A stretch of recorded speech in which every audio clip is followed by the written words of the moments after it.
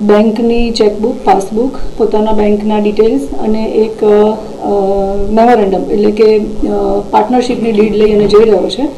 અને આ જે બેંકના ખાતા છે એ પોતે સાયબર ફ્રોડમાં યુઝ કરે છે. અને સાયબર ફ્રોડમાં જે રીતે અત્યારે આપણે જોઈ રહ્યા છીએ કે ડિજિટલ અરેસ્ટ કરવું અથવા તો ગેમિંગના નામે જે ફ્રોડ કરી અને પૈસા લે છે એ પૈસા નાખવા માટે થઈ અને જે બેંક એકાઉન્ટ્સની જરૂર પડે છે એ બેંક એકાઉન્ટ્સ ખોલવા માટેનું કામ આ વ્યક્તિ કરી રહી છે. જે આધારે પોલીસ ઇન્વેસ્ટિગેશન્સ કર્યું, અમે એ વ્યક્તિને લઈ આવ્યા અને ઇન્વેસ્ટિગેશન્સ દરમિયાન એની પાસેથી ઘણા બધા બેંકના ખાતાઓ પણ મળેલા હતા. એની જે મેઇન આરોપી છે જે અમે અટક કરેલા છે, અગાઉ 25 જેટલા આરોપી અટક કરેલા છે, જેમાં એક કિરાત જાદવાણી કરીને પણ છે. કિરાત જાદવાણી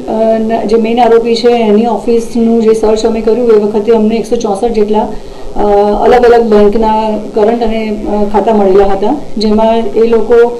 બેંકના એમ્પ્લોઈઝને, કર્મચારીઓને પણ સાથે રાખી અને ગુમાસ્તા ધારા વગર પણ